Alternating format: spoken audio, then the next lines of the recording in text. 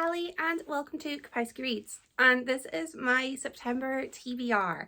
So to start things off, I'm just gonna let you know how I got on with my August TBR. I only had 5 books, which were these ones plus Her Radiant Curse by Elizabeth Lim, which was on ebook. But I also had 2 other books for various reading challenges. I had Read Christie and I had Kayla's Buzzword.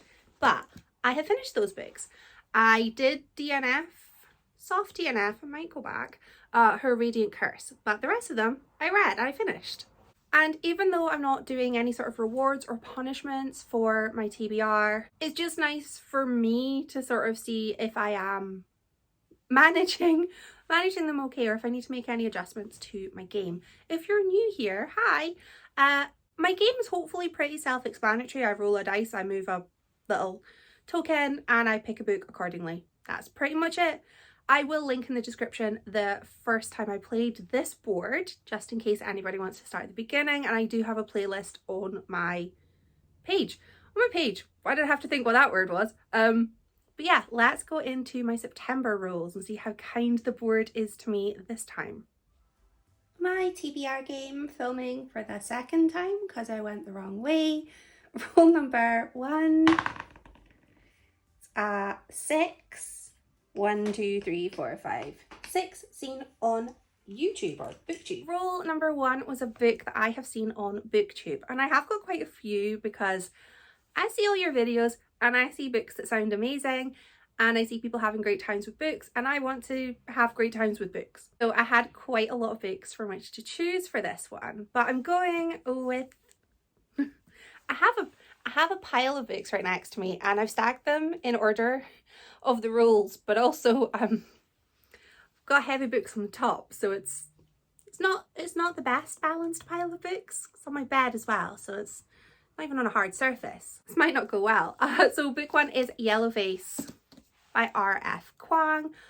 I feel like the world and its wife have read this book and I haven't. I also have the gorgeous sprayed edges cover, thanks to my boyfriend who very kindly gave me this. After I was unable to find a copy of it, he managed to track one down. This is about a woman who has basically stolen another woman's manuscript. That woman has sadly passed away, and she's claiming it to be her own. Now, this is bad enough. However, she is also now claiming a, shall we say, racially ambiguous pen name in order to pass herself as being a different race than which she is. She is a white woman. There is a little bit in the description of this book, in the sort of, not even blurb, just sort of the opening end page, which says, as evidence threatens June's stolen success, she discovers exactly how far she will go to keep what she thinks she deserves. What happens next is entirely everyone else's fault. I already hate the main character. I think I'm meant to. I've heard amazing things about this book and I'm very, very excited to read it. A few of my really good friends have read this, so it would be nice if I could get this read before we have our monthly catch-up. Don't know if I will, because that will be pretty soon, but it would be nice to be able to chat with them about it. Rule number 2 is another 6. 1, 2, 3, 4, 5, 6. A mood read. Rule 2 was a mood read, and usually I pick my mood read in advance, which I think completely defeats the purpose of a mood read. I'm supposed to pick a book that I want to read at that time. I don't know what I'm going to want to read, so I'm going to just leave this one blank for now because I don't know what I'm going to want to read.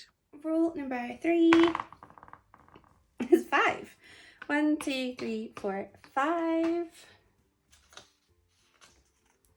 A person on the cover. Rule number 3 was a person on the cover, and I'm going with Dark Realm by Anthea Sharp. This cover is cute. I'm also using this book as my Kayla's Buzzword pick, which is a game word. I associate the word realm with things like Dungeons and Dragons and like various RPGs, so for me I feel like that is a game word and I'm going with it. This book is the start of a series because we all know I needed to start more series. Barely finishing any this year, but sure, let's start another. This book actually does involve a game, an immersive sort of virtual reality computer game set in a world called Feyland, and we have a person in the real world playing this game, and they basically realise that our actual world is at risk. And in order to save the world, they have to defeat the evil queen in the game world. So it sounds really good. I've had this on my Kindle for a good while. I never picked it up. I never made time for it. So I'm very excited to actually be able to put it on a TBR because I had forgotten what it was about. I didn't realise it was sort of set with a computer game, and because I'd recently read Let's Play Murder by Kezia Lupo, and the book is, I don't actually think it shows, it's above my head. That was also set in like a virtual reality world, and I really enjoyed that. So definitely want more books that are kind of like that. Roll 4 is 4. 1, 2, 3, 4. A name in the title. Role number 4 was a name in the title, and I'm going with Dorothy and the Wizard in Oz by L. Frank Baum. This is book 4 in the Wizard of Oz collection. I am slowly but surely making my way through a reread of these stories because I want to reread them, so that's what I'm doing. And this book focuses on Dorothy. She is somehow trapped in this sort of world beneath the surface, and she needs to sort of get herself out of there and off to the Emerald City. And their journey has a few dangers along the way. It's really short, but I'm really enjoying rereading this series. Rule number 5, 3, 1, 2, 3, planned for a vlog. Rule number 5 is a book that I have planned for a vlog, and I am going with Unsolved by Heather Critchlow. The vlog, I'll just tell you what the vlog is. I'm not keeping that a secret. I am reading, if you've been around for a while, you'll know I'm a huge fan of Scottish fiction. And last year I read all of the nominees for the debut novel for Bloody Scotland, which is an award for Scottish crime. I am reading the debut shortlist again this year. I'm picking my winner. I have terrible luck at picking the winner. This will be the second year that I've read all of the shortlist, but it's maybe like the 4th year that I've tried to predict the winner and I keep failing. So who knows, if one year, you know, I'll get it one year. But I'm very excited about this. This is Scottish crime and it's set locally. It's set in Aberdeenshire, which I wanted to read this before I even knew it was shortlisted. This is about a man with a podcast. A man with a podcast. He has a true crime podcast. His sister went missing and he tries to help families find their missing loved ones as well. And he heads up here to Aberdeenshire at the request of a family who are asking for his help. But the person who he needs to help him is in prison and isn't overly forthcoming with help. So I'm very interested in this. I like Scottish crime novels, and I like that this is set nearby. So that's gonna be a good one. Rule number 6 is a 2. It's getting long. Gifted. Rule number 6 is a gifted book. So let's go with The Agathas by Kathleen Glasgow and Liz Lawson. This is super long for a YA book. Smidge over 400 pages.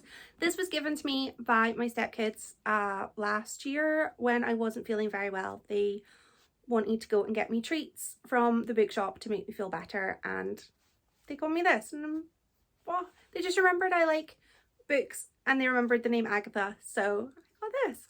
So excited. They've got such good taste. I hope. I mean, it sounds good. This is about an Agatha Christie obsessed super fan who ends up sort of being involved in solving a murder.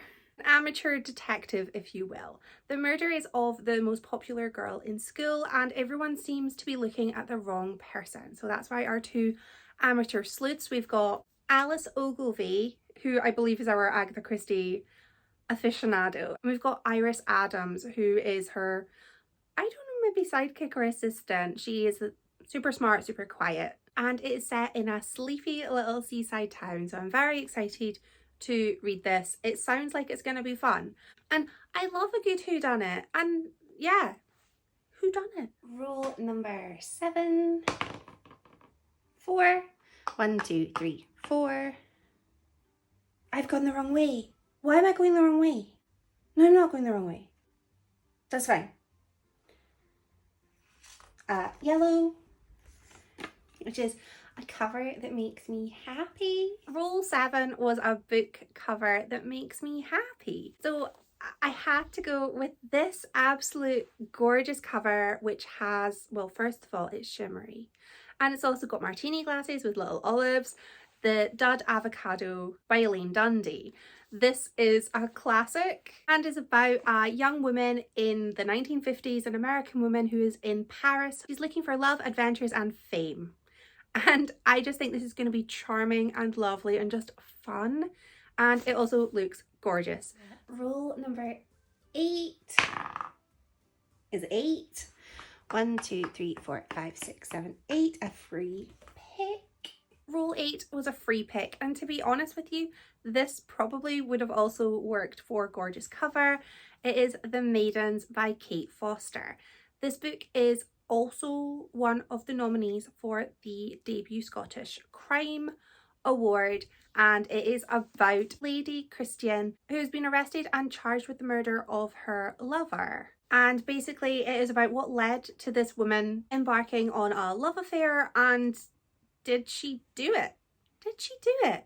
We don't know. This is inspired by true life events, and I really like books that are, I'm not the hugest fan of historical fiction, but I do like when stories give voices back to those who necessarily wouldn't have been listened to at the time.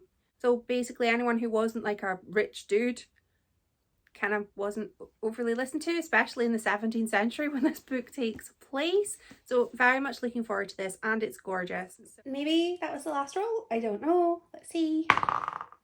4, it's not. 1, 2, 3, 4.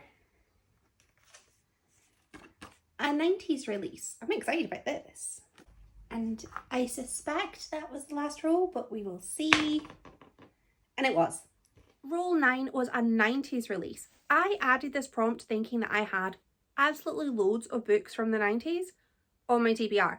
But here's the thing, is that I put the books on my TBR and they're on there with the edition I own, not necessarily the year that it came out.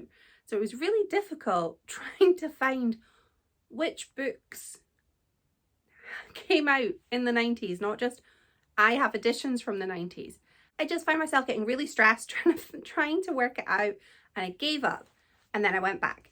And I'm going with Lords and Ladies by Terry Pratchett. This is the 4th book in the Witches collection of the Discworld series. I am reading the Witches collection, so this is the next one that I have to read, and again, gorgeous cover. And this focuses on Granny Weatherwax, who I just love, and she is basically fighting against a bunch of elves who want a lot more than people's teeth.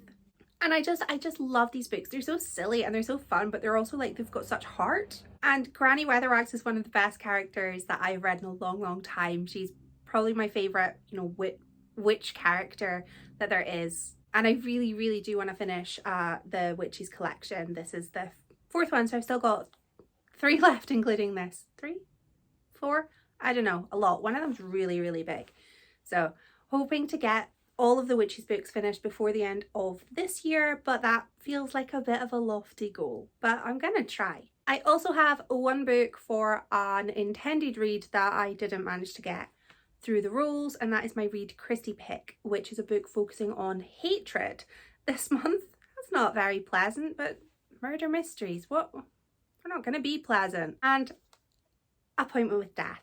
This one is, I've read this before, and I remember really hating the victim and not overly caring who did it, because she's horrible, just the ugliest heart, and just cruel, and just needlessly cruel. Not that there's, you know, usually an excuse to be cruel, but she's so horrible, and like the perfect victim for a murder mystery, because you're like, oh well, I'm not sad. So a very deeply unpleasant woman is found dead with puncture marks in Petra. So it looks like, oh, was she bitten, or was there a person involved? But never fear, for our friend Poirot is there and he's gonna find out for us. So this will be a reread, but I've not read this one for a very, very long time.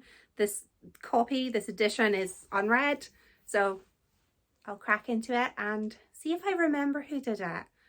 Off the top of my head, I don't, but we will find out as I start reading it, make my way through it. So this is my September TBR. Let me know in the comments if you've read any of them and if you recommend any of them to me for where to start. I am really excited about all of these. I also have my ebook as well, The Dark Realm, which I'm really excited about too. And I would love to know what your reading goals are for September. If you've got anything planned, let me know in the comments. And as always, thank you so much for watching. Bye!